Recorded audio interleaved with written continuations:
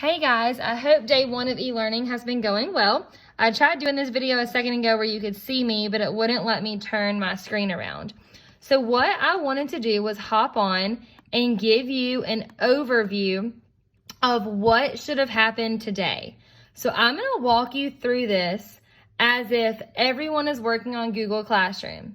However, anybody who does not have Wi-Fi or is choosing to work through things differently by using just the packet, you will have the same things that I show you on my computer screen, and I will address that in just a few minutes. Also, even if your child loves technology and y'all have Wi-Fi and you're working through Google Classroom, some of their work has to be done inside of that yellow envelope that had a lot of packets inside of it. So every morning, this morning I'll start off with, your child's going to log into Google Classroom, and they are going to go to SES Read. Every morning I will post their task list in SES Read.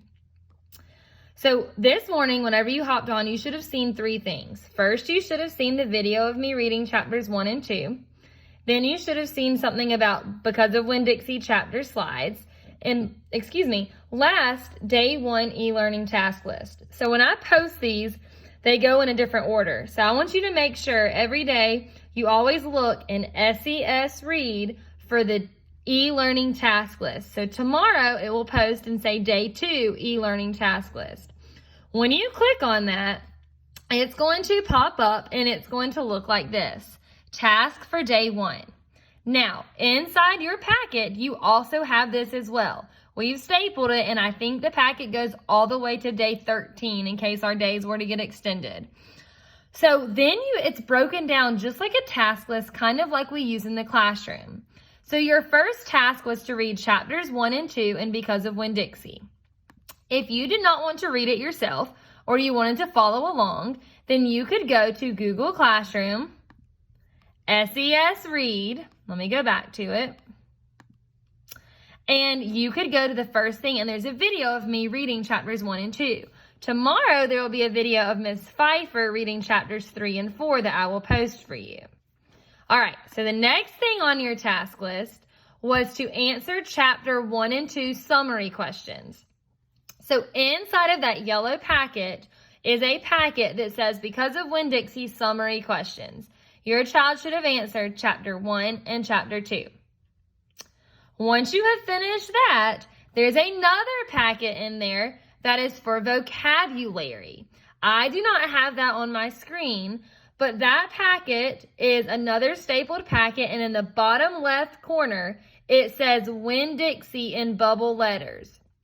And on the right side of the paper, it says chapters 1 and 2, and it has the word missionary and one other word at the top. And they're going to go through and answer those questions for chapter 1 and 2. I'm sure you can guess it, but tomorrow is going to be the same thing, but with chapters 3 and 4. So all the things I've gone over so far is going to repeat tomorrow with the next chapters. The next thing your child is supposed to do is to go to Google Classroom, SES Read, and I've assigned Because of Winn-Dixie chapter slides. So whenever they click on there, it's going to pop up and it's going to look like this. And it tells them to watch this comic. And then they're going to create a slide of the most important event between chapter 1 and chapter 2. So I think we all can agree one of the most important events was when Opal met Winn-Dixie.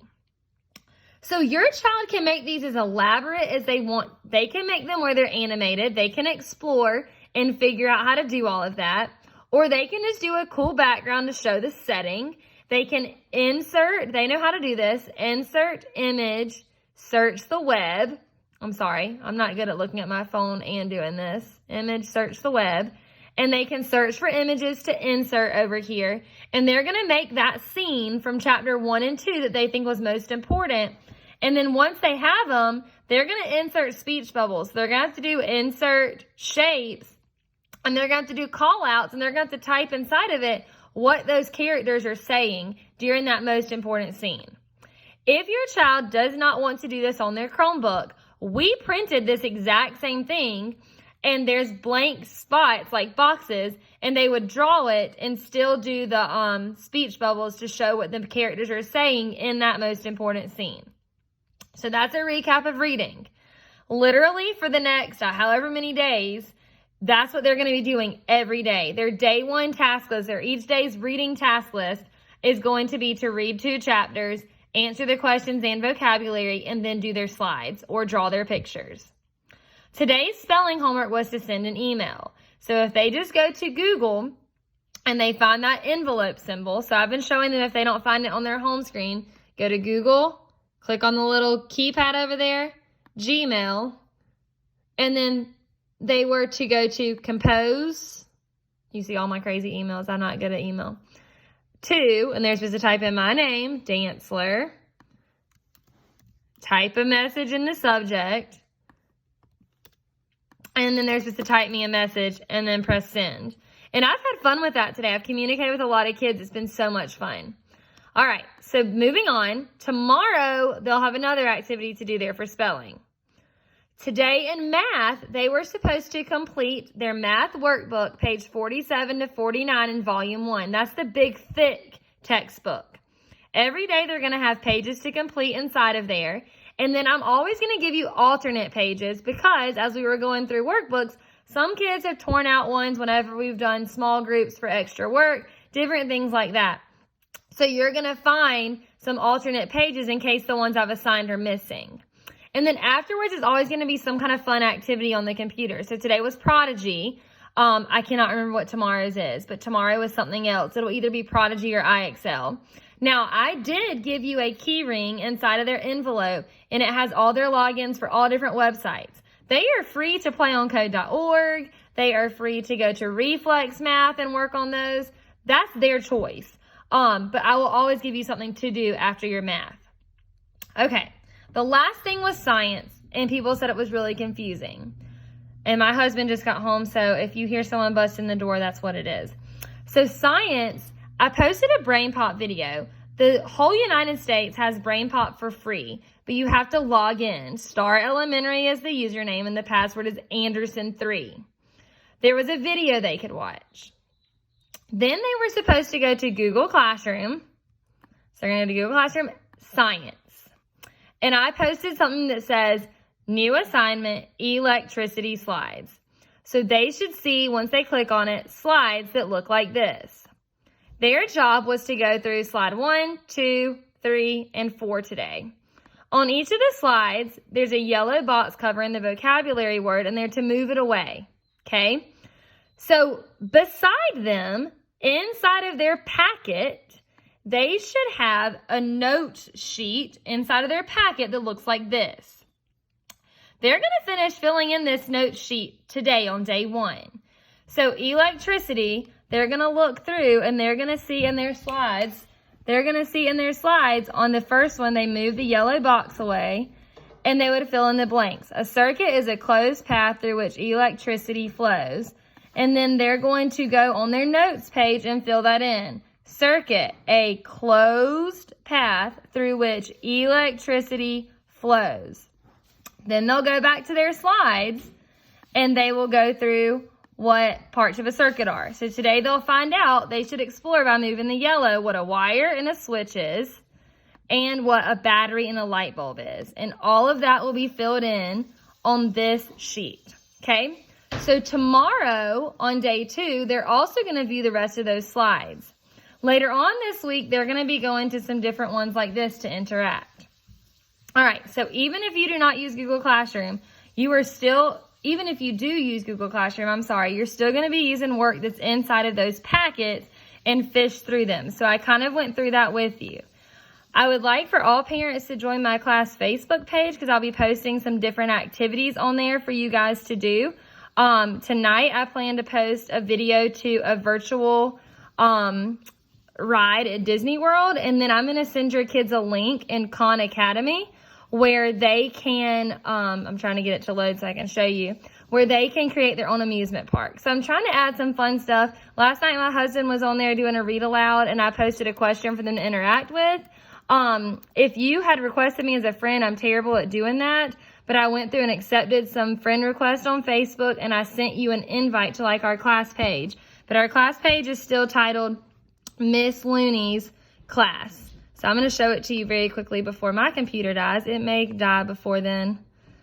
But if your child is opting not to do Google Classroom, that's too complicated for them, everything I just went over can also be found inside of their packet. I'm sorry, it is not going to load for me right now. But everything can be found inside of their packet. And every day, those task lists that I'm posting and reading are also in a packet, and it's stapled together. If you have questions, please, please, please do not hesitate to reach out. You can email me. Your child knows how to email me. And then I gave you, I'm going to pull it up for you. At the top of your packet was a connect page.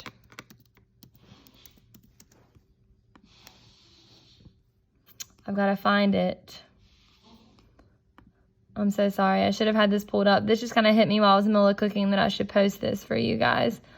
I've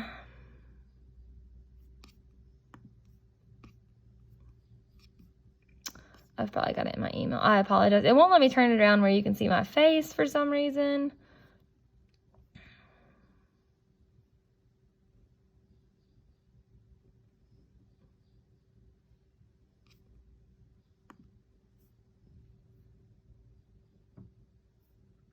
My computer is being wacko. Okay, so it looked like this. And I posted it on my class Facebook page also. But this number down at the bottom where it says Google Voice, your child can call or text me on that number. Several of you just where I've called you in the past when I haven't been at school have my cell phone number. But Bloom's is not really accepting a lot of messages because they were not ready for this worldwide pandemic. So all the teachers in the United States are communicating through Bloom's. Also, you can get a free QR code reader and go to our class Facebook page and follow. But this number, your child can call me as well. So if you have any questions, feel free to reach out that way. And I will be in touch tomorrow about day 2. And I look forward to hearing from you. Have a good night.